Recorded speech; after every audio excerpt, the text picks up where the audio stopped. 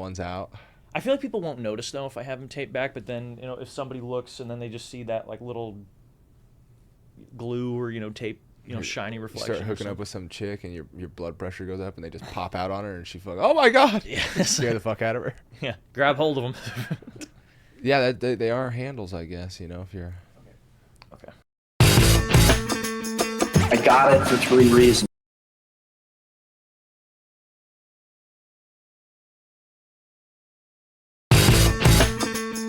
I got it for 3 reasons. Right time, right place, and right Is that jawline. fake chest hair? Yes, it is fake chest hair. I did it so you could see the Star of David a little better. That's really funny. This is where the troops go in the back right there.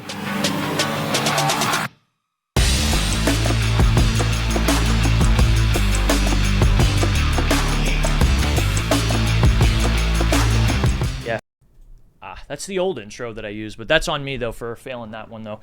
I don't know who loves useless trivia. You don't know this one because this is pretty new, but you are my second guest who ever had a SWAT team raid their home as a child. Oh yeah, lucky me. Yes, very big stuff. You know how to make a guy feel special. Yes, absolutely. You are my, I believe, second comedian to now also be on the show too. So big second. Who was the first one? He's the Albuquerque/Houston-based comedian, Tim Mathis. He's more local, kind of regional a bit. But nonetheless, we are still breaking boundaries and barriers here. We're trailblazing here. Yes, we are. Michael D'Angelo. That is how we say it, correct? That is I. Does anybody said D'Angelo? Because I, for whatever reason, I had that in my mind when I came up here, but I'm going to look like a total... No, people say people mispronounce all the time. The whole time I was like in boot camp, they called me Dangelo because they don't put apostrophes on name tapes when you're like in the boot camp. Oh, I forgot about that. So it was just Dangelo. Everybody called me Dangelo. I was like, yeah, it does dangle low if it's warm enough out, Mm-hmm. Well, nonetheless, it is great to have you on.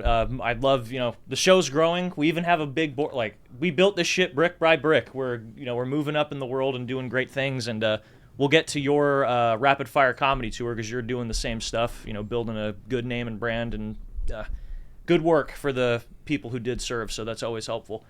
But most of my audience, I could be wrong, but I'm still learning, about your background. I did some research into who you are, but for anyone who's not familiar with who you are, who is Michael D'Angelo?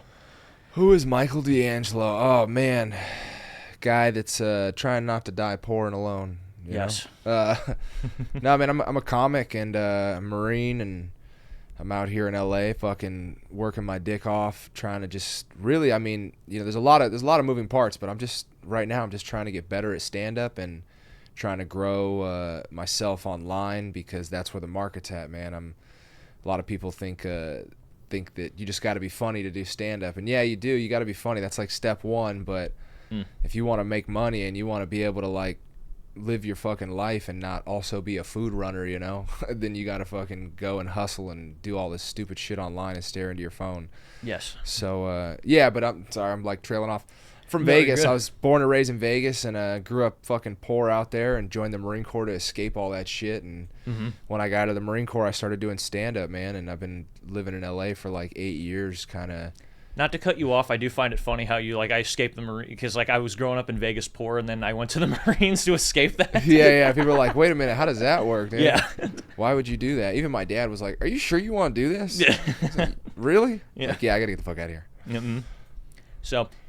speaking of which, though, it is a great avenue to grow. But if you do want to help Michael, and if you want to help me, follow. I've been having to do the follow, like, subscribe thing because I've never done that on my shows. I think that's why my count might be low. But please hit the follow button, the like button, the notification bell because, like Michael said, we're not trying to be food runners for the rest of our lives. We're trying to make some money out of this. All right, so please support us in any way possible you can. Throw money at us, please. Houses are unaffordable, but you can still afford to give me money. Yeah, I'll live in an apartment for the rest of my life. I don't need to buy a house, but fucking apartments, that's rent money too, baby. You know what I'm saying? Shit, I'd like to have washer dryer in unit. I do want to say, just there's always people bring it up when the stash is impressive, but my God, that is genetics. That's proper grooming. That looks like peak male performance. Truly genetics. My mom gave it to me. She had a thick old mustache. Nice. She's a crazy bitch. That's insane that your mother would give you the grade A clit tickler like that. That's just impressive. It's weird having it, man. Like when I first got it, it was really strange because, like, you think it's like, oh yeah, mustache, but then like if you don't have one and then you get it, and you start like making out with a chick, the first time it rubs back up against you, it's weird because you're like, which one of us has it? You're like, do you have a mustache right now? I've never felt it rub back up against me. It was fucking gross. Somebody, actually Sam Kinison, the comedian, the way that he put it, he said that men should shave their mustaches for the ladies because he's like, if you want to imagine how it feels for a woman to have a mustache up against them, imagine that same type of hair rubbing up on your cock. And yeah, it makes sense, unfortunately, but it's just I'm jealous of it. It's just that Sicilian genetics in you. Yeah, a little bit of luck there. A little bit of luck with the genetics and the mustache. So, I didn't know this too. You are actually like 8-9 years older than me. You're 1990. Yeah. 90 kid. So when were you in the Marine Corps? What years were you in? I joined in 08. I joined 08, and I got out in 2013. Got med-sept, and it was just 5 years. Yeah. Damn, I don't know why, but I have like this. Maybe it's just because you look younger, but I have the opinion that we're the same. But I was only 10 when you joined. That's insane to me. This is weird. I'm glad you think I look young, dude. Every day I wake up, I look in the mirror and I go, oh my God, I'm getting older. I'm gonna be fucking ugly and bald soon. I can just feel it coming. I don't see that with that line of thick hair that you have. That is not balding anytime soon. Thanks, man. Yeah, it's the grease. The grease keeps it looking thick. So, what was your? Because I'm still trying to learn this too. But what was your Marine Corps career though? Because I know you like the reserves and then active duty. Like if you even listen to like 5 minutes of you telling your tale, it does get pretty insane. Yeah, I'll crack it open for you, man. So, please. I when I joined, I was in like a real bad place at home in my home life in Vegas, and I fucked myself because I was super impatient. I was like, I just got to get out of Las Vegas. I'm gonna go to jail or I'm gonna die. I just had to get out. And when I signed up and all that shit, and I got into the delayed entry program and blah blah blah, my dad signed all the papers. I told my recruiter, I was like, hey man, if something opens up sooner, like someone drops out, I'll fill a slot. I don't need to call anybody. The paperwork's signed. Like I can go right now. Just let me know if something early opens up. Yeah. And sure enough, my contract was for like September 15th or 25th or some shit like that of 2008. And my recruiter hit me up. He's like, hey, someone dropped out. You can leave like 20 days early. It'd be August 25th. I was like, done. He's like, well, you got to you lose your sign-on bonus. I was like, I don't give a fuck about that. And he goes, and you have to change your MOS. I think my original thing was like motor T. He was like, you're going to be a machine gunner. I was like, that sounds cool as fuck, man. I don't care. And he goes, and you got to be a reservist. And I was like, what's that? He goes, well, what'll happen is you go to boot camp, you go to machine gunner school, then you'll come home and check in with a unit here at Nellis Air Force Base. And you'll be in Vegas. And I was like, no. I'm trying to leave Vegas. I don't want to be in Vegas. I don't want to, that's my whole reason for joining. I don't want to come back here. Yes. And he's like, oh, well, what you can do is when you check in with your unit, just submit your paperwork to go active duty, and then you'll go active duty. You know, this is just to get you in, you know. He fucking sold it to me all sweet and shit. I was like, oh, okay. Yeah. And he goes, and he was like, and the unit you're checking in with, if you don't get held back or recycled in boot camp or machine gunner school, when you check in with your unit in February, they go to Iraq in like March or April or something. So you'll be home for like a month, and then you'll just get to deploy, and you can submit your paperwork to go active duty before you go on deployment. When you get back, your paperwork will have gone through because that thing takes a long time. But then you'll just have no downtime. You'll go on deployment, you'll come home, you'll be active duty. Selling you the bill of goods. Oh, God, and I ate that shit up. I was like, all right, sure, but that sounds great. I'll do it right now. And I join, I fucking go into boot camp, go to machine gunner school, I don't fucking get held back, I don't get recycled, and I come to check in with my unit, and I'm like, hey, what's up? I'm here for the, checking in, and they're like, okay, this is your billet, and I was like, okay, I want to submit my paperwork to go active, though. My recruiter said I could go active, and they were like, fuck no. They're like, no way. They're like, this is your billet. No, we need you here. That's why you're here. You're filling a billet. And I was like, what? And they're like, yeah, you can't. You're not doing that. Fucking PFC nobody. Yeah. And I was like, well, fuck. Okay, well, what about the deployment? And they go, they started their workup in November, dude. You're not going on that fucking deployment. And I was like, oh no. Like, I just started panicking. I was like, dude, I'm right back in Vegas. This was not supposed to happen. This was not the thing and I freaked out. And, yes. And when they told me no, I was standing there with like the company gunny, the company first sergeant, the COs. They're all standing there telling me no. So I'm like, well, all the people I could talk to just told me no. So what am I supposed to do? And I think looking back, someone maybe even recommended it to me. Someone I was talking to about it might have told me, but I was like, I'm going to write a letter to Senator Harry Reid. So I wrote a letter to him thinking that would solve my problems. I was like, hey, I'm this young Marine. I just checked with my unit. And not to cut you off, Michael, but is that the highest form of request mass that we probably that I've ever heard? I mean, you went straight up the chain of command to a sitting U.S. senator at that time. That's naive at best, but still a great move. Yeah, great move if you want to be a real asshole to your command. So I sent him that thinking I was going to get like orders in the mail that would be like, yeah, here you go. Here's you're going to, you go check in 29 Palms or whatever, you know. I didn't. I know he didn't even fucking write me back. He goes, he called headquarters Marine Corps. Was like, hey, we got a young Marine said he's being treated unfairly. Oh, and that cunt. Yeah. And then my unit, they called me in and they fucking chewed me out so bad. Who the fuck told you? What do you fuck you think you're doing? And I was on the shit list from there on out. But I was standing with all of them because technically they fucked up. They were supposed to let me submit my paperwork. They could have denied it or lost the paperwork, but they were supposed to let me submit it. Yes. And they were all standing there in the office backtracking like, backpedaling like, who said you couldn't submit? No one said you couldn't submit. I was like, oh, you motherfuckers were just in the office a couple weeks ago. We were all standing here and you told me no. You guys are. And I had like this moment click for me. I was like, oh, this is what we're gonna do, huh? You guys are gonna fuck with me? You're gonna bullshit me around?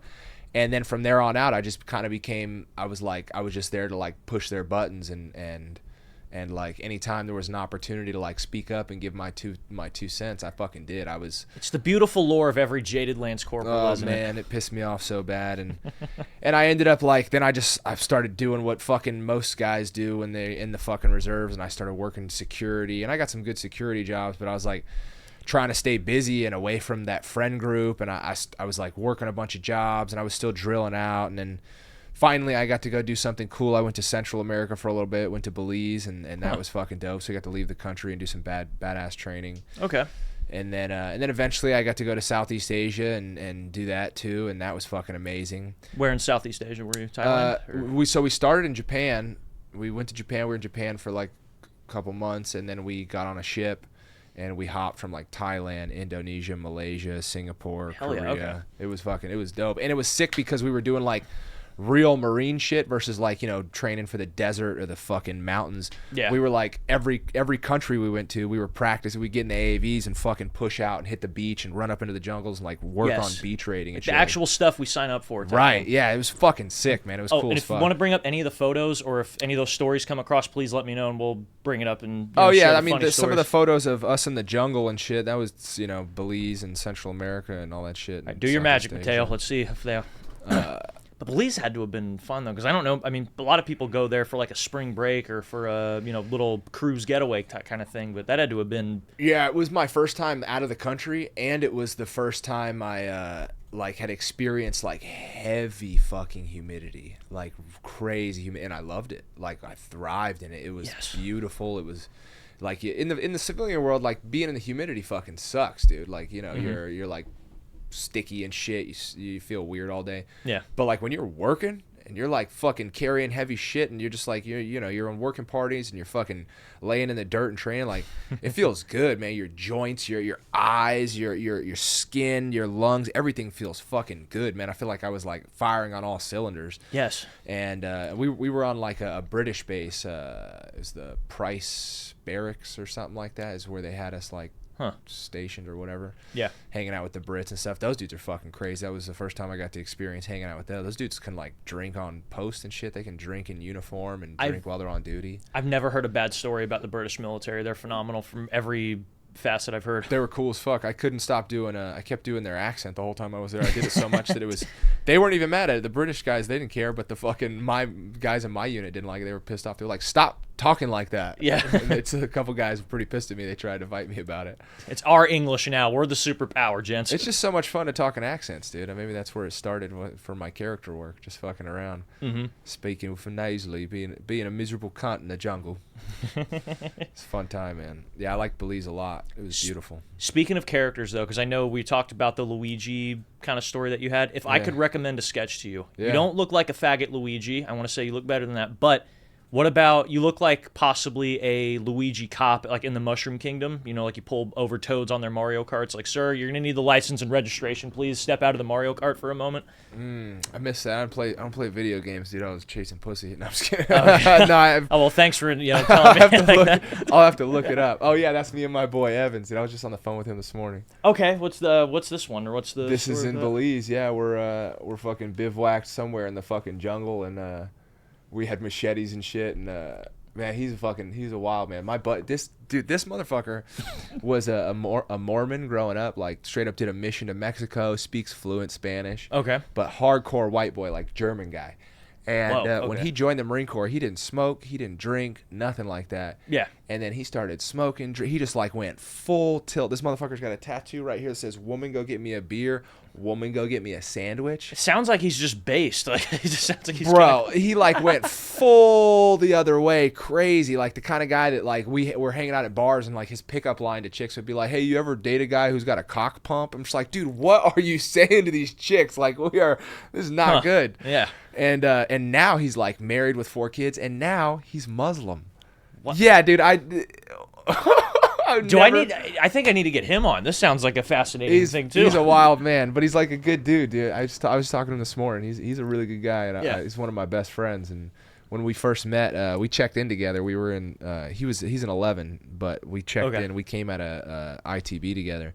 And when we checked in, I remember like the first day they were like, "Hey, stay right here. I'll be right back. Don't leave. We're gonna finish your paperwork."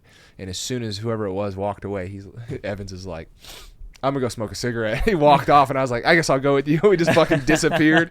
I was like, "This motherfucker's gonna get me into a lot of trouble." Is that a machete that he's got in the? Yeah. They gave it when you go to the jungle, you get machetes because you're walking through such thick shit. You have to constantly be clearing while you're walking. Yeah. I got in trouble though because I had so much energy and I was so fucking like I was just having so much fun that I got in trouble for chopping too much shit down. One of my buddies, he told me about this because they did the jungle warfare in Okinawa. Yeah. I imagine it's probably somewhat similar, at least in Belize, but it's like, I can't imagine like how it was probably fighting in Vietnam. It had to have been scary because it's like you almost can't really see what's going on past you, because I feel like if you were to get shot at from the jungle, like you probably have no clue where, who, what it's coming from. Yeah, and there's different layers. Like there's different thicks to the jungle, like different level of like canopy and like triple canopy or whatever, all that shit. And I forget what it was, but some of it's like it's not too bad. You get some sunlight, but sometimes there's like parts of the jungle you get into it and it's like daytime, but it's like dark in the fucking jungle because it's so thick. Jesus. And Belize was like, it was crazy because like not only are you in like it's all this crazy wooded area, but the animals and the insects, it was fucking intense. At one point we were moving through we were patrolling through something, and we passed like a beehive or something like that, and because we were all sweaty, the bees started landing on us, and guys were walking around in like full bee suits, like covered because the bees were like drinking our sweat or whatever they were. Whoa, okay. And it would like freak us the fuck out. You're just like covered in bees, and the Belizean military that's with us is like, just keep moving. They're not trying to hurt you. They're like drinking your sweat or something like that. Yeah. It was pretty scary. That shit. And wait a minute.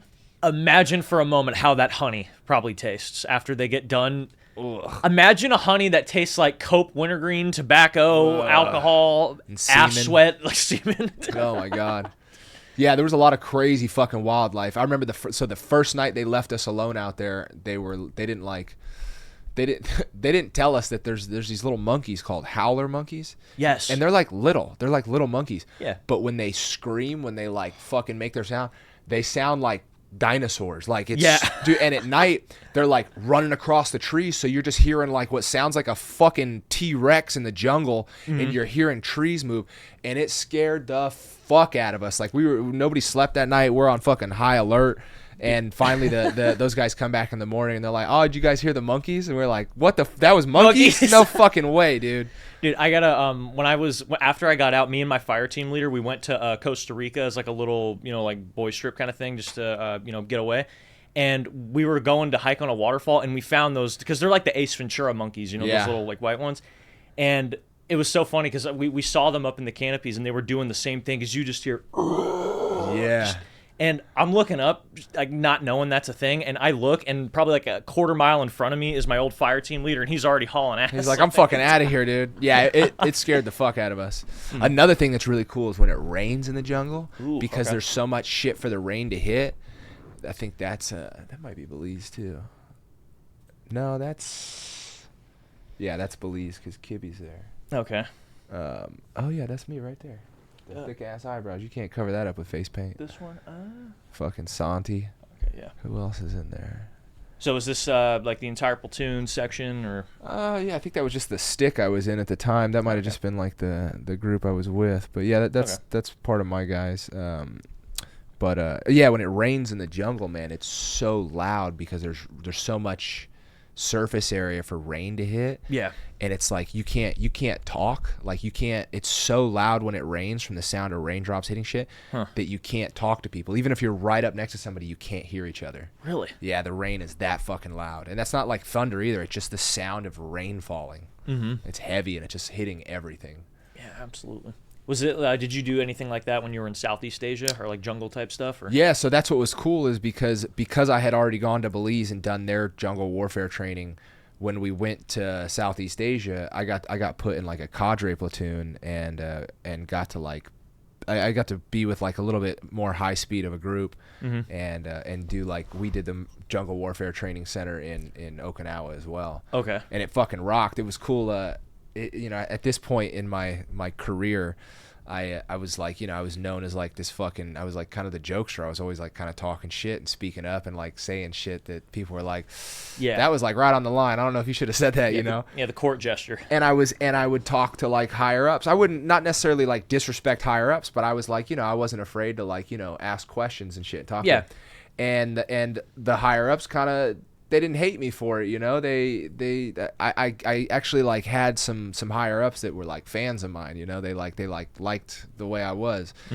And then because I was always attracted, it's not when you're with your group of like corporals and sergeants and shit and you attract attention from the higher ups, it's not always good. No, yeah. So when we did like the push into the jungle, when we were like, all right, for your day of like the 48 hours of like going through the course, they made me team leader for our company CO, the landing force commander, our company first sergeant, and our company gun. They were all, I was their team leader. Dude, hell yeah. Yeah, they made me their team leader, and I'm like, we're like running through the jungle. I'm like, sir, you got your rifle? Show me your gear. Show me we're fucking moving through shit.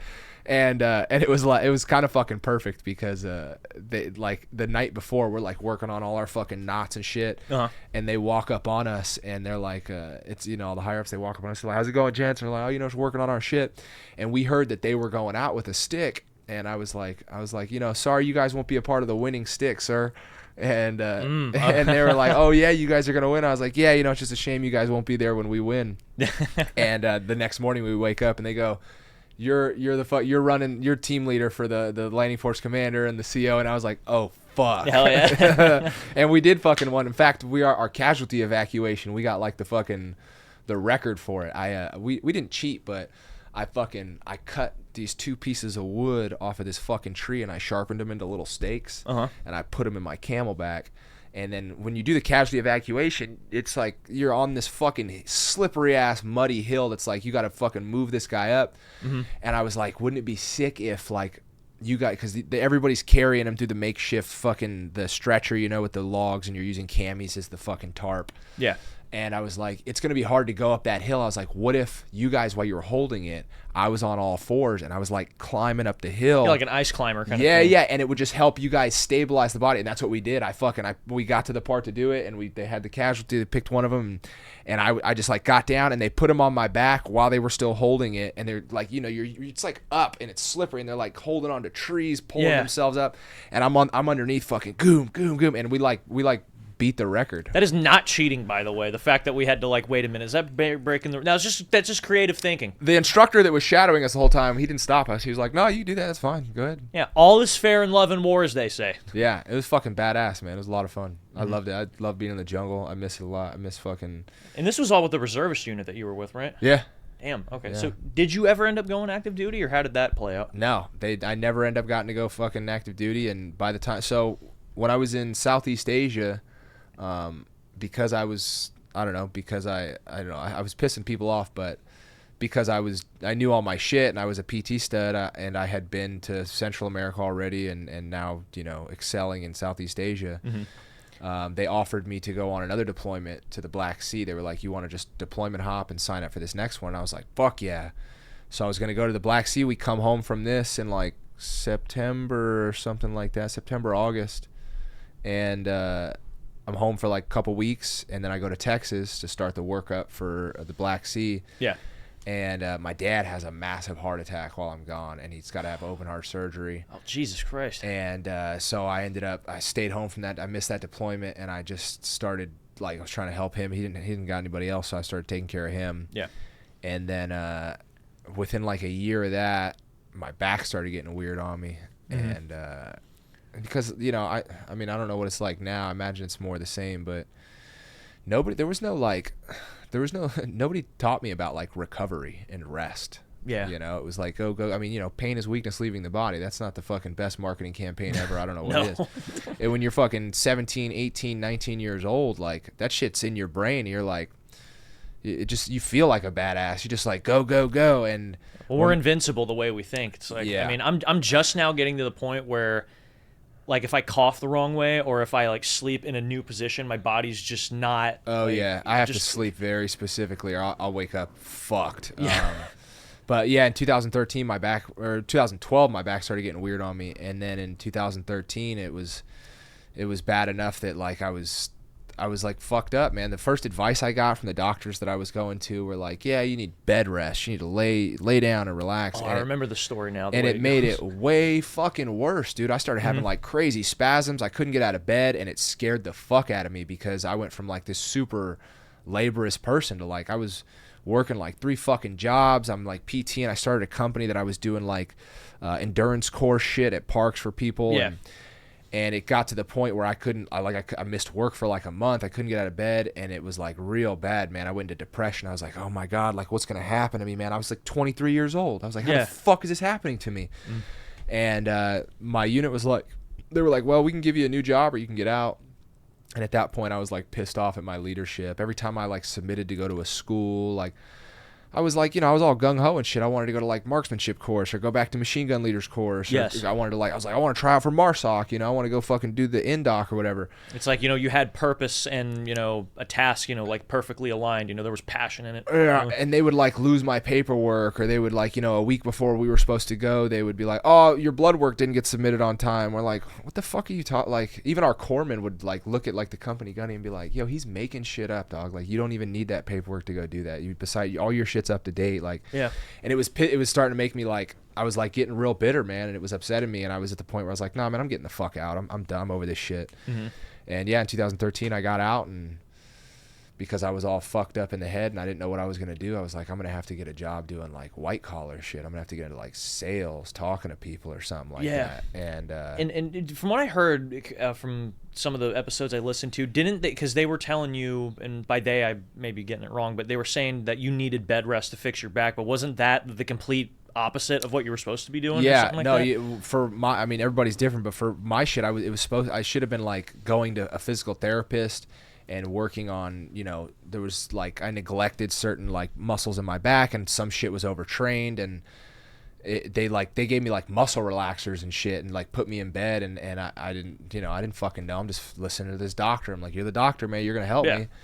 And it took like a year, 2 years of like back and forth with doctors trying to get MRIs and x-rays and pain meds, and fucking, they sent me to like some physical therapist that like kind of helped, but also would flare me up and make it worse.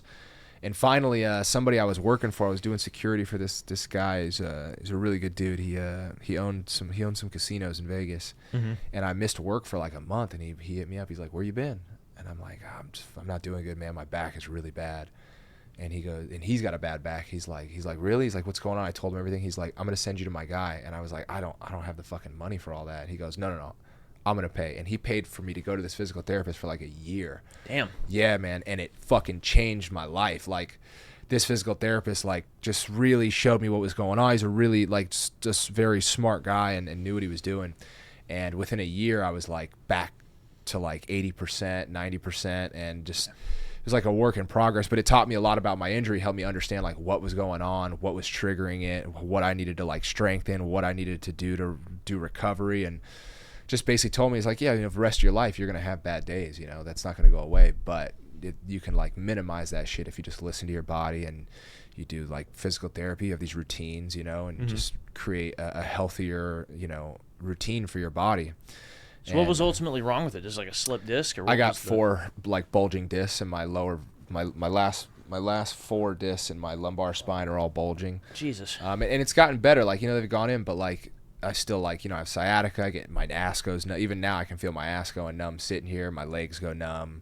If I stand for long periods, I get like really stiff and my back will lock up on me. Cold weather fucks me up. If I'm like out in the cold for too long, my shit locks up on me. I get spasms. Jesus. Should we do the podcast standing up then? Have a standing show? No, I'll be all right. I can usually do about an hour and a half before I'm like, all right, I gotta fucking get up and move. No, yeah, it's just like disc shit and, you know, bulging discs and the real thing, the disc got so compressed. Oh yeah, that's Belize.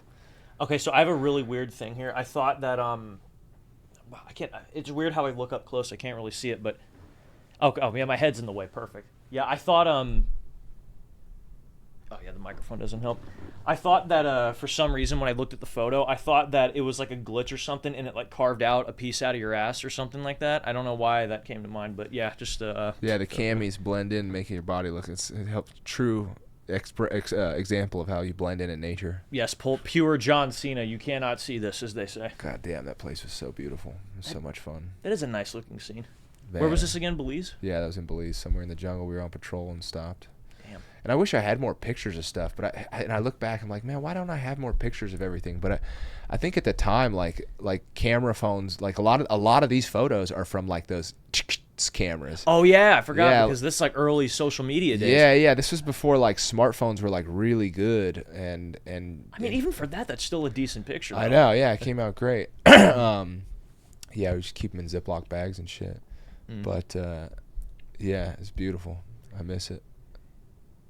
Do you still ever think about, I mean, maybe not as much now that you've been out for so long, but, you know, did you ever want to go back in, or, you know, was that thought ever crossing your mind, or trying to find ways to do that? I mean, no, I miss like hanging out with my boys, and I miss being fucking 18 years old, feeling invincible, carrying guns and shit, but I fucking don't miss the Marine Corps itself, man. I miss like Marines. I miss hanging out, talking shit, and making guys laugh. And I still like to hike. I can't hike nearly, you know, the way I used to. I can't like I can't ruck and shit. But I miss like, you know, walking up hills with your buddies, just getting smoked and talking shit and fucking, you know, just like storytelling and monologuing. We'd stand around like late at night, you know, like you do, just talking shit and telling stories. And sometimes I'd just be holding court and I'd be saying shit that just like a thought, like it's not even a joke. It's just like this thought, just like this long thought about this thing, this subject, this idea. And you get done talking and people are laughing and they're like, did you read that somewhere? And you're like, no, man, I just been thinking about it all fucking day. Yes. And it was a good time, man. It was fun. They're the guys that told me I should become a comic. Those are the guys that were like, yo, dude, you should get into stand-up, or you're like kind of wasting your life if you don't try that. And then when I fucking got out and I was like, you know, I got to figure out, you know, how to talk to people, because I'm probably going to get into sales or some shit like that. Yeah. And I took one of my notebooks to an open mic. I was like, all right, I'll go to a comedy open mic, because I like stand-up, and I was like, I've always kind of wanted to try that. And so what year is this that we're talking? 2013. Okay. Same, like a month after I got out, or like a month before I got out, when I was like on the transition. I was like, I'm going to go to an open mic and like fucking read from my notebook and, you know, and see how that feels. And I went up and I did it, and it was like a hardcore adrenaline dump. I had never like talked in front of like a group like that. You know, Marines, I've done like hip pocket class for Marines, but that's different, you know, like the pressure of like, all right, be funny in front of this bar room full of people on stage with a spotlight in your face. I've been in some scary situations in my life, and I've never been so scared that I almost pissed myself. And I almost pissed myself. I was like, I mean, I did a little bit. That's the thing is, when you're waiting to go up, they'll tell you they're like, you're on deck or you're in the hole, meaning you got like 2 or 3 people before you. Yeah. And I'm like waiting to go up, and they're like, all right, it's like 3 more people and then you. And I'm like, all right, I got to piss. And I would go piss, and I'd be waiting. I'd watch the comic, and they'd be like, all right, 2 more people than you. You're like, all right. Yeah, the anticipation's always worse than actually going up Yeah, there. and you're like, oh, I gotta piss again. I go piss. I come back. I'm like, all right, you're next. And I'm like, why do I feel like I gotta piss again? And then I would go right as I was going on stage. I didn't like full out piss my pants, but I could feel myself pissing a little bit. Yeah. And I was like, what the fuck? Like, I've never had an adrenaline dump like that. And I got on stage, and I didn't have like this crusher set or anything, but I had fun, and I got off, and I was like, yo, that was legal. That was free. I'm not in trouble. Like, nobody's hurt. Like, that was. I want to do this now. And that wasn't like the moment I didn't like, oh, I'm going to do stand up. This is what I'm going to do the rest of my life. But I was like, oh, I want to keep doing this for sure. Yeah. And I had some buddies come there. I think my buddy Evans was even there, the one that was in that photo. Okay. He came out. A couple of my friends watched me, and they were like, that was fucking great, dude. Do you mind if I ask? Because it was, I believe, was it July 24? Because when I started doing stand up a lot more, I noticed there was I never really, because I being in Arizona was where I was at when I started. I'm the only one who lives out there, so I didn't have any family or like any friends come and watch me. But then when I had actual friends and stuff come out for the first time, it was a completely different feeling. Like, I was more like anxious to like, Sure. almost more scared. But ironically, it's like 5 times more fun because they're just rooting me on no matter what joke it is, no Yeah. matter how. I don't know how it was for you, but I was just curious to hear what you had to. Well, yeah, if you no. noticed it. Similarly, like when you're anytime I go back to Vegas and I do shows, and like, you know, that's like my friends and my family there. It's like a different type of pressure. In fact, I honestly don't like a lot of those shows. Cause Yep. I'm like, I'm too in my head, or I'm like trying to, you know, pressure myself to like tell certain jokes or be a certain way. Yeah. But the first one was like mostly just like bar people. It was an open mic, so there was a lot of other comics, and it was just like dudes sitting in this dive bar watching sports games and shit. And then 2 of my fucking friends were there. And this was in Vegas, right? Yeah, in Vegas, a little dive bar called Meatheads. It's not there anymore, but little Detroit Lions bar, Okay. which I found out in hindsight they were like trafficking a lot of cocaine through. I didn't know. Hell yeah. Okay. Degeneracy. yeah, hardcore dive. That does make. I mean, that is the most Detroit thing you probably could do in Las Vegas. So It's traffic coke Yeah. and a fucking losing sports team bar. Yes. Yeah. But yeah, I got hooked on it right away, and I was still like working, doing shit in Vegas, and I did get into sales, and I started selling like life insurance and Okay. fucking shit like that. And then this family that I did security for saw that I was like hustling and shit, and they were like, hey, you know, we're doing some business stuff in Chicago, and we're trying to build a sales team out there. You want to come out there? You can like stay at our place, and we'll train you, we'll get you in the market, and we'll help you make some money. And I was like, fuck yeah. And I went out to Chicago. Okay. And while I was out there, I went and did some open mics, and one of the open mics I went and did was at this place called the Comedy Shrine in Aurora. I don't know if it's still there, but it's kind of like a museum/comedy club. Huh. And it was the first time I had performed in like a comedy club where like you're in this black box room, you got the stage, Yeah. and then outside of the room is the bar, and the server comes in to take drink orders. It's not a dive bar. There's no TVs. It's not smoky. It's like Like an actual forced- theater stage. Yeah. Real thing. Okay. And I went up and I did the mic, and I fucking crushed. And There I we was go. like, oh shit, this is what it's supposed to be like not fucking bar rooms. Like I'm actually good at this. Like I could do this. Yeah. And it like kind of reignited the spark in my head. And then like a few months later, I got talked into going to NorCal to do some sales. Solar was real big at the time, and people were like, oh, the money's good, the numbers. They came and did like this big meeting with us and showed us all the numbers, and they were like, yeah, you just closed deals. And I was like, fuck yeah. And I didn't have a place to stay out there, so I drove out to NorCal, and I just lived in my car. But when I got there, they were like, oh, we don't have any leads. You have to go create leads. You have to go door knock. And I was like, fuck. Yeah. So I door knocked for like 2 months, and it didn't occur to me that I'm fucking trying to get in people's houses with a scar on my face. So I didn't make like any sales, and I'm like racking my brain out there. I'm like, what the fuck am I doing, dude? Like, Yeah. what is happening? That's got to be insane because, not to steal it real quick, because I did sales before too, but I had the opposite approach. I started in door-to-door, and then I went into, because when you did life insurance and then the one in Chicago, was it phone sales that you did? Yeah, a lot of phone stuff. Oh, okay. I assume, was the door knocking, was it like, from what it sounds like, it was harder when you started? Oh yeah, it was fucking terrible. And it was like summertime, and I'm door knocking. People are not answering their doors. People are fucking talking to me through the door. Yeah. And I'm sitting in my car, and I'm like eating canned ravioli and shit and Ritz crackers, and I'm just sitting there sweating one day, and I'm like, fuck, man, like I work hard. Like I know discipline and sacrifice. Like I'm living my car out here. Like I'm down to like grind. I should take all of this and just put it into something that I like to do, you know? Yeah. And I fucking started my car up. I went home and I was like, I'm just going to lean into stand-up. And I got like a shitty little retail job and still doing some security. And I just, every night I was like hitting mics and going to doing bar shows, just doing everything I could. I was coming to LA to do open mics. I started coming to LA to take writing classes. Okay. And for like 2 years, I was just like grinding, trying to get better at stand-up, getting better. And I was getting better. But what happened was I was coming to LA and I would sit at the Comedy Store in the back of the OR, and I was watching like these late night crowds and these guys that are like huge now work this late night room. And I was like, oh man, if I want to get better, I have to move out here. Like I have to come to LA. I can feel it. And so I did. I packed my car up. And at the time I owned a condo in Vegas, and I was like, I'm not going to pay my mortgage in Vegas and rent in LA. I'm not going to live in a fucking place with 10 dudes. I've been there, done that.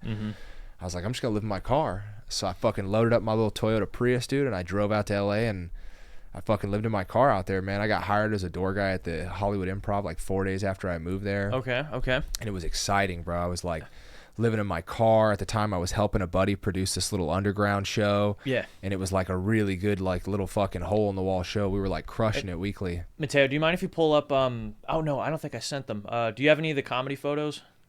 Because it's weird if we're talking about your stand-up career going successful, but then we have a photo of you in the jungle. Yeah. No, it's all good. Yeah, it's all right. But anyways, continue, please. Yeah, so I'm like thriving in LA. I'm like living in my car. I'm grinding. I'm a door guy at a comedy club. I would get off work at like 3 a.m. and I'd be standing out on fucking Melrose or Sunset, and I'd just be like, man, I'm fucking doing it, dude. This is where I'm supposed to be. Yeah. And it just felt right, man. And I did that for like 4 fucking years, and then COVID happened, and COVID just fucking it fucking wrecked that city, man. It fucked the industry up. It fucked up a lot of people and fucked up stand-up comedy for a lot, and just like changed everything really. And really forced a lot of people to, from what because I wasn't in the comedy scene at that time, but it's from what it sounds like, it really forced everyone to either like nut up or shut up or just evolve kind of in yeah, the people that were like shakers and movers definitely like it was like all right, so now what are you gonna do? And we ended up when they first locked everything down. I did some acid on a buddy's couch, and after like 2 or 3 days of that, I was like, I'm fucking not an artist anymore. I'm just a drug addict. I'm not gonna just sit here in LA and do drugs until they open everything up. And there was no word on when it was gonna open, so I was like, I'm gonna go back to Vegas, sleep in my own bed for a little bit, and get some cooked meals. My sister was living in my apartment, or she's renting a room from me. So I go home for a few months, and like month 1, I'm like eating good, sleeping in a bed. Month 2, I'm smoking weed. Month 3, I'm like out hiking. But by month 4, I'm like, dog, like what's gonna happen? What about all this momentum? What about all the work I was doing? Like, what about everything I built in LA? Like, and I started like kind of panicking and having like a panic attack. And then by August, the year before in August, I went to Scotland and I performed in Fringe, and it was fucking amazing. 25 days of just shows. I was opening 3 shows a night for 25 days straight. Was this like a festival? Or yeah, what was the deal? Fringe Fest in Scotland. It's every year in August, the whole month of August. Oh, okay. And it was amazing in 2019. It was like the coolest thing I'd ever done. So I was like booked to go back the next year. I had like a flight and Airbnb set up, but it got canceled because of COVID. Yeah. So fast forward in August, like, I've been home for like 4 or 5 months. I'm supposed to be at this festival. It's not happening. And I'm starting to freak out. I'm starting to have like this moment, this like crisis, this midlife crisis, this like crisis in my life where I'm like, fuck, man. Like, yeah.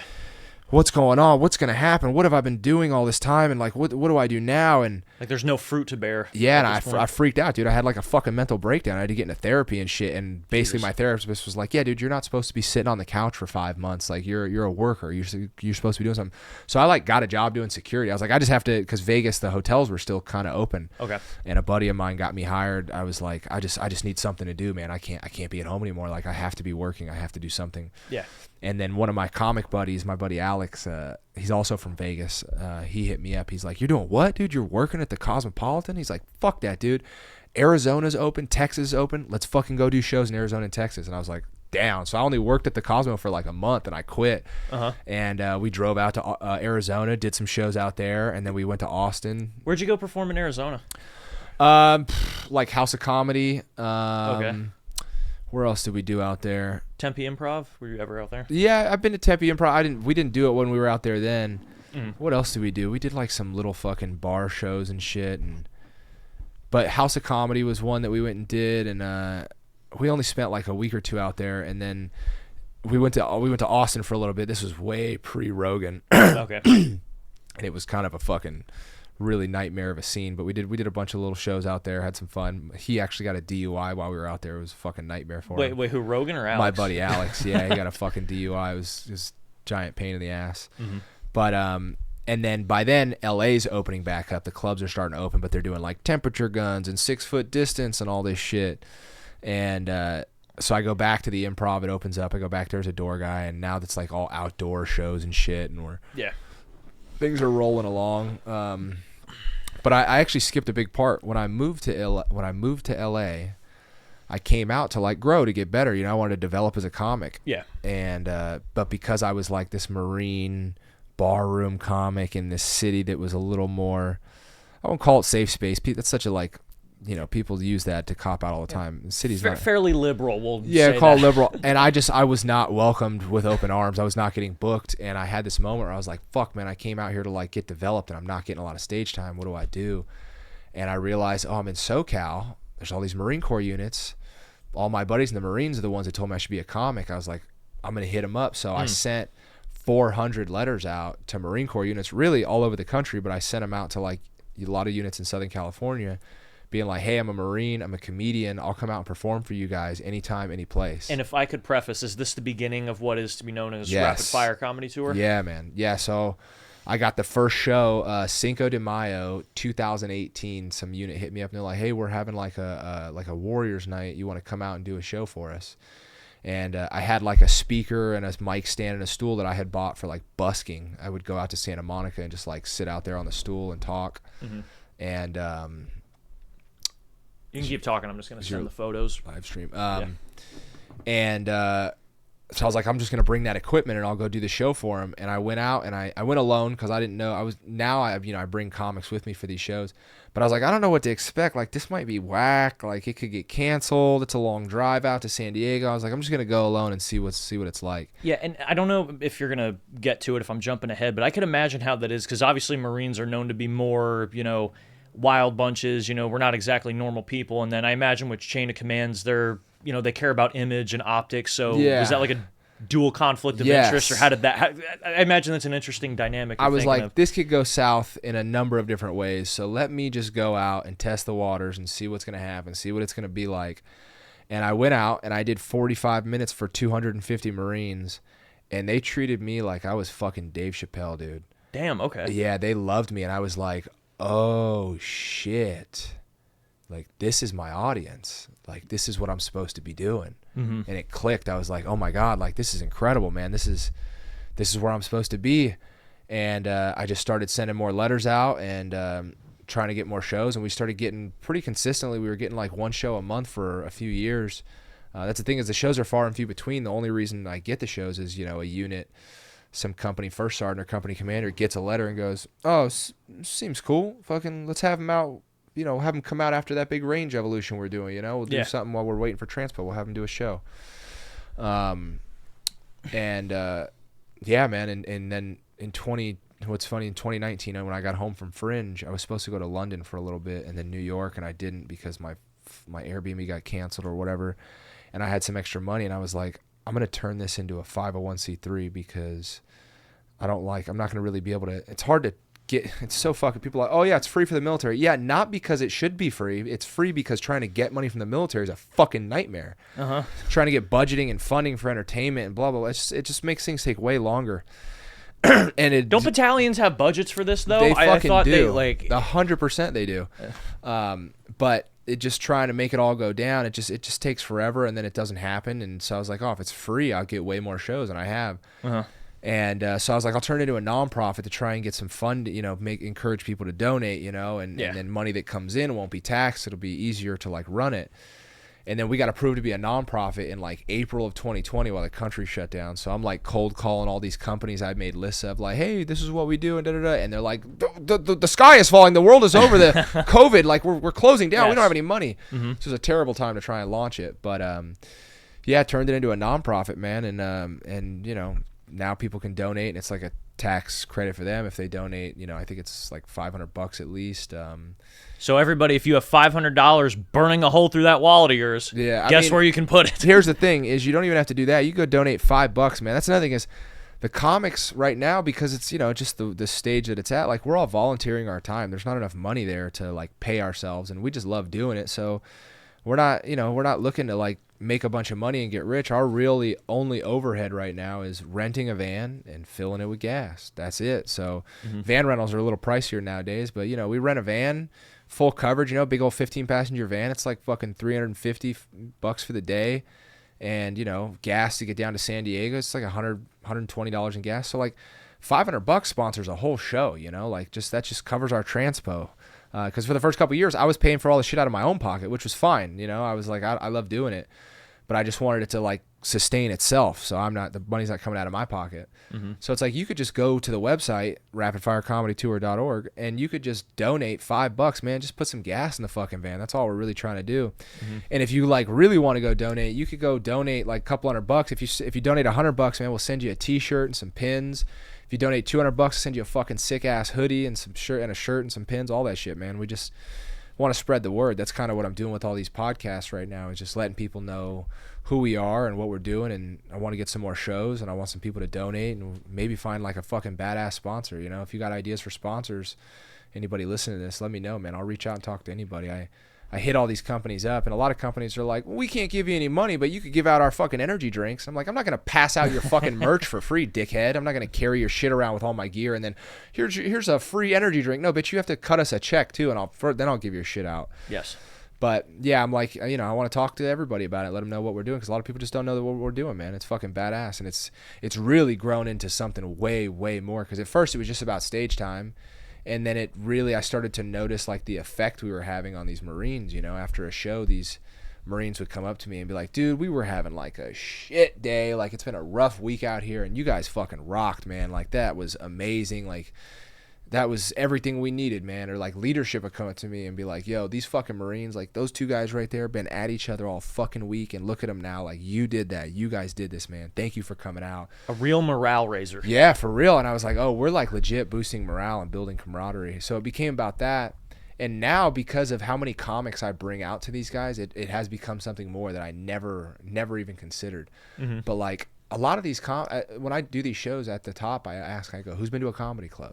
Most of these guys have not. They're like young guys. They're 17 to 25 is the demographic, And I'm exposing these guys to stand-up comedy, live stand-up comedy for their first time. Yeah. And I'm exposing them to like, I don't think about it, but it's like art, dude. It's culture. Like, these guys are seeing like a gay comic go up and talk about shit and make them laugh that never would they have ever expected that a gay person could make them like laugh about shit like this or have fun or like talk about these subjects. I bring trans comics out and they fucking crush, and you're just watching like young men and service women have these moments where they're like, yo, like I thought like these people were different. I thought I would never be able to identify or like have fun and laugh about this kind of shit, and it's not to backtrack, but I was going to ask, so I thought it was all like military, or at least my impression was it was going to be like prior military, who does, but who are all the comedians that you have on that usually goes with that's you? that's a really good point. A lot of people ask me that when they book shows. They're like, so you bring veteran comics?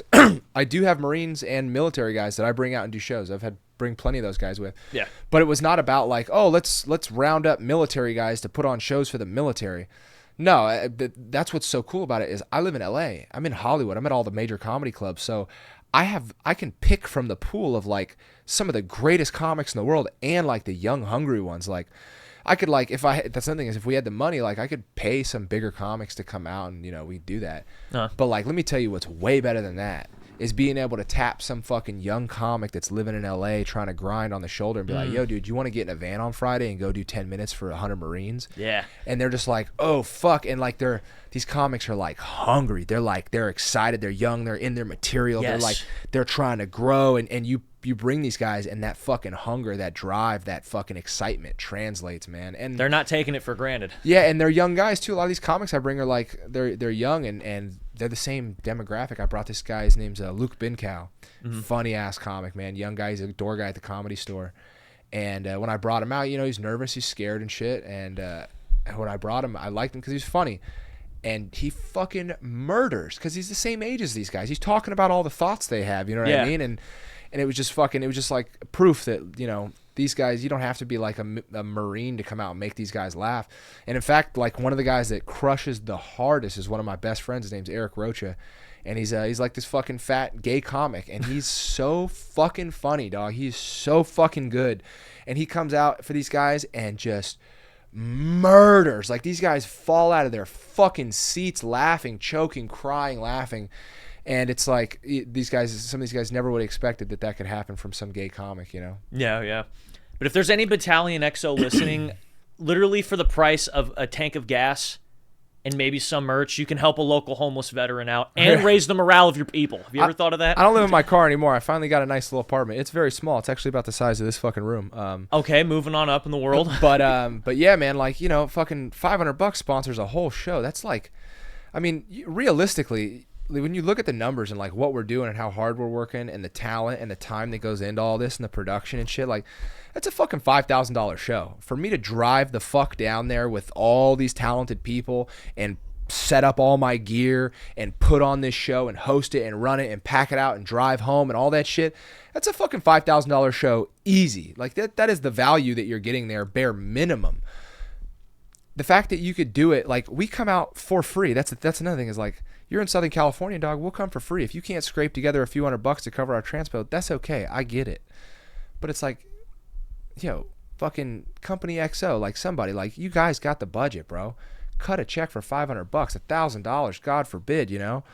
Like let's fucking do this, man. You guys know you know that it can help you. Like it boosts the morale, builds camaraderie. It's a great fucking time, and it's so low, like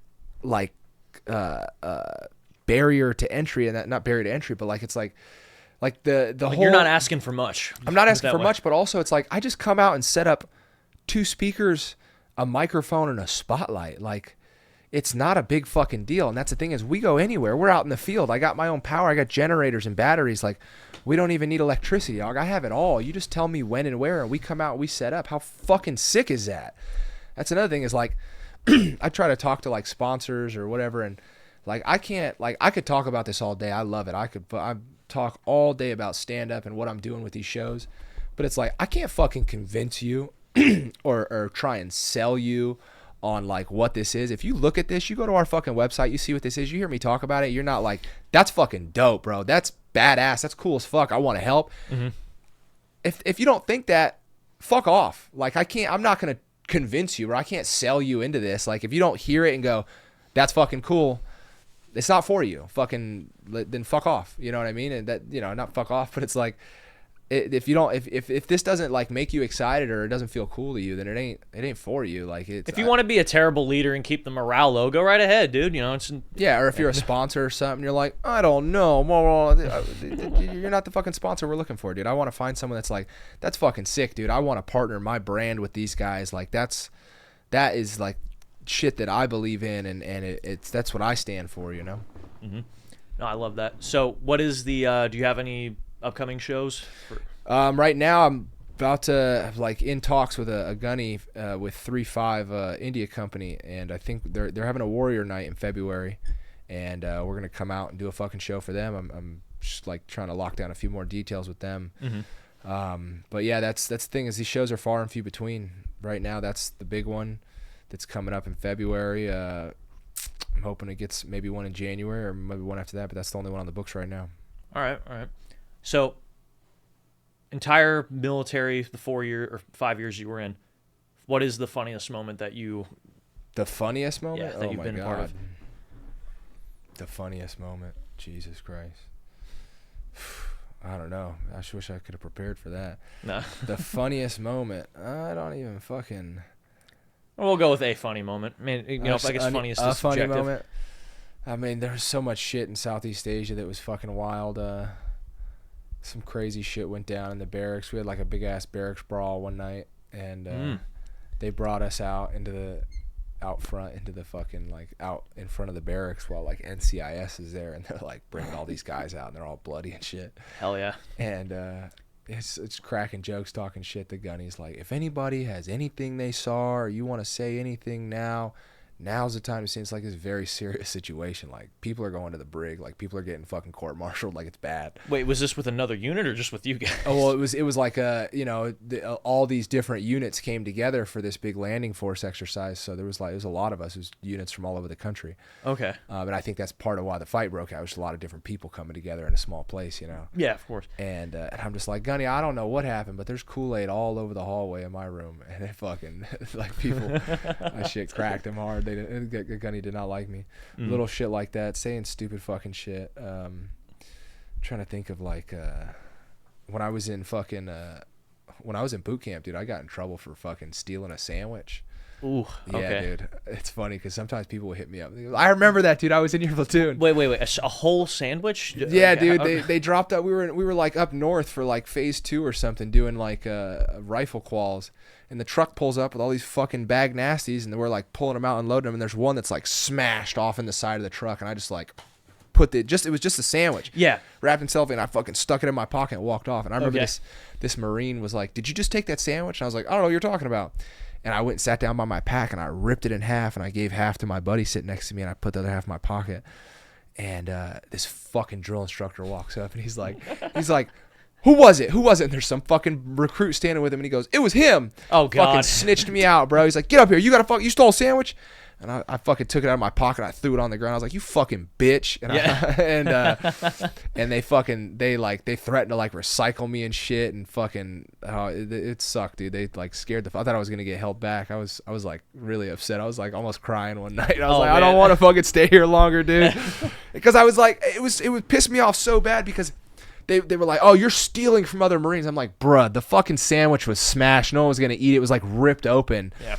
And they made such a big deal out of it. Like, Marines don't lie, cheat, or steal. And like, I'm just like, God, dude, what the fuck? And they brought me up to like not like our drill instructors, but like to the office with like the leaders or whatever. Uh-huh. And I'm just sitting out that office, and it was like the first time in boot camp that I was like actually nervous, that I was like about to cry. I was like, if these motherfuckers hold me back over this fucking sandwich, dude, I swear to God, I'm gonna lose. I'm gonna freak the fuck out. And at the time, were you still thinking this was gonna affect you going like reserve, active duty, that whole fiasco, or was it just it was fucking that wasn't like, I wasn't even thinking about that until I checked in with my unit that I was worried. When I got out of machine gunner school, I was worried because right when we were leaving, they were giving everybody their orders, and it was like that was the first reminder that, oh, I'm gonna be a reservist. Yeah.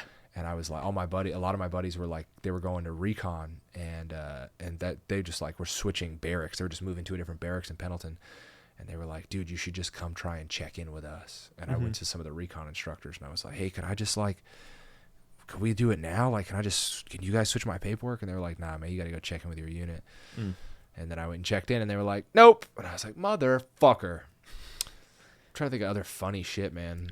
We would do silly shit because I got a lot of hair on my ass. Yeah. We would do silly shit where like at night we'd be like, everybody's about to rack out, you're just counting weapons and gear and shit, and they'd be like, "All right, Marines." I forget how exactly happened, but like they would my platoon commander would shine a light on my ass. I pull my ass out, shine a light on my ass, and everybody would be like, "What?" And everybody look around, like, "Look at that!" Stupid shit like that.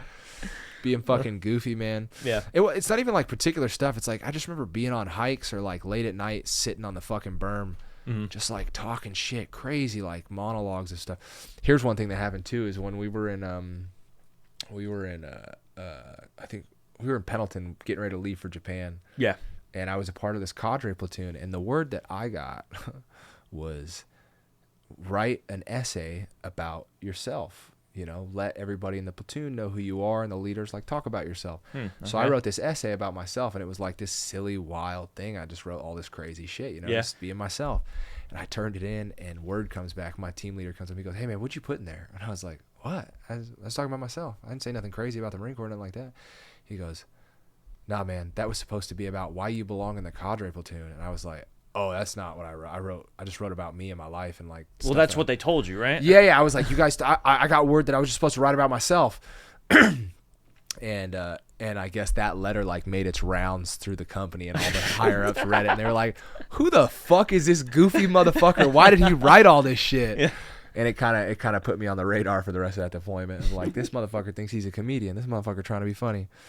Lo and Stupid shit like behold. that. At one point, I got in trouble with that platoon, and they like put me in a ship platoon on ship, and I got like stuck in the officers' ward, and we were like cleaning, we were like working in the food area, the mess part for the officers. Mm-hmm. And dude, me and my buddy Jackson, rest in peace, he fucking passed away a couple years ago. But that motherfucker was so funny, dude. We would sit in the back, and we would just break dishes back there. We would like just see how high we could drop shit before it would break. Yeah. We would just have a fucking blast back there, and the officers loved us. That was another thing, is like some of the fucking people in my unit, some of these like shitty enlisted guys that were just like reserved fucking I fuck faces, they didn't like me because I would always like ask questions and bring to light shit that was incorrect or fucked up and make them look bad. But the officers, it was crazy. Like the landing force commander, Major Folsom, this motherfucker loved me. Like they were cool with me. They would come back in the officers' ward, be like, "Damn, what you doing back here? You breaking glasses, motherfucker? We hear you breaking glasses." And just fucking silly shit like that, man. Just having fucking fun, man. Yeah. No, just enjoying the circus, not the the clowns, not the circus, as they say. Yeah. Yeah, I could totally butchered that, but hey, it's gonna happen. You're gonna make mistakes. You're gonna bomb, as they say. So. Yeah. But. Well, we are toward the end, but we need Rapid Fire Comedy Tour to be grow. So, do you want to plug that one more time, or anything else you want to promote? The best thing you can do is find me on Instagram. Go on, that's like the main hub for everything nowadays. Go on Instagram. My Instagram is Michael the Angelo. So Michael THE Angelo, and you'll see everything on there. You'll see Rapid Fire on there. You'll see the character monologues I do. You can follow all my shit. But through there, you'll find our website, man, rapidfirecomedytour.org. You go there and you can see everything we're doing, man. You see all the photos. You see these post-show interviews. You see the videos. The crowd's going fucking nuts, man. There's literally the greatest crowds in the world. And we got all that shit on there. We have like a section with letters of recommendation from other units that just talk about like how great it was to have us come out. And you can go donate, man. I'm telling you, fucking $5, dog. If, fucking 100 people donate $5, that's fucking $500. That's for a show, I know there's like opportunities for like people to donate and like get tax breaks if you really got that, if you got a business, or you want to do a big donation, man. We'd love to have you listed as a sponsor. I'm looking for fucking sponsors. I want to be able to do that. But yeah, man, if you're in still and you got a unit, fucking bring it up to your leadership, man. Share our stuff with them so that they can maybe bring us out. We'll do a show for you guys. And if you, like I said, you donate $100, we'll send you a fucking t-shirt, man. These t-shirts are pretty fucking sick. All right, let's show it. Fucking badass t-shirts, and we got these cool ass pins. I actually brought you one, man. These. Oh, okay, gifts. They're these like sick ass little enamel pins. They're like metal. They're like our challenge coins, really, but it's better than a challenge coin because you can like put it on something. A challenge coin just ends up in a pocket, but here's a nice. Put it up to the camera. Yeah, a nice little one. We got other ones too, but any place. Yeah. Yeah, fucking donate $100. I'm gonna send you some pins and a shirt. $200, pins, shirt, and a hoodie, dude. Nice. But thanks for having me on, man. I appreciate you, dude. We got one last thing before we do the going away party stuff. But anybody who is still listening, it's mostly Marines. We got a handful of corpsmen, and then some reservist and Army people here. But to anyone who is still in the service, other than trying to pressure their chain of command to get Rapid Fire Comedy Tour to come to their unit, what advice do you have to give to anyone who's still in?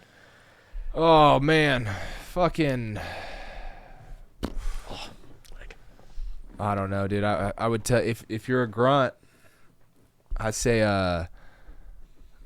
if you're out in it, man, you're out there in a combat zone, go 110%, operate at full capacity. But when you're training and stuff, fucking slow down and listen to your body. I know you're like 18, 19 years old, but I'm in a lot of pain, and it's daily, and it fucks my quality of life up, and you don't want that. So listen to your body. Don't overwork yourself. Recover. Like being strong and a badass is dope, and you want to train hard and shit. And I remember I still work out and I get that endorphin pump. But listen to your body, and recovery is important. Recovery is just as important as like hazing yourself. So get some fucking rest, get a massage, hydrate, stretch, decompress, take care of your fucking body, because I'm only 35 and I feel like I'm fucking dying in the morning. So take care of yourself. I love that. very practical, especially because we only think of disability when it comes to money, but not in terms of the most important piece of real estate we do own, which is our body. Yeah. But anyways, Michael, Mr. D'Angelo, Mr. D'Angelo. Yeah. I can't thank you enough for coming on. Yeah, appreciate you wanting to be on. First off, we got more comedy stuff to do. Take care of business down the road. If you like the episode, please go follow Mr. D'Angelo. Please support the cause, if anything. Oh yeah. Yeah. Well, we'll probably talk a little more after this. But anyways, Mike, appreciate you. Thanks, man. Appreciate you, Cody. All right, we're out of here, guys.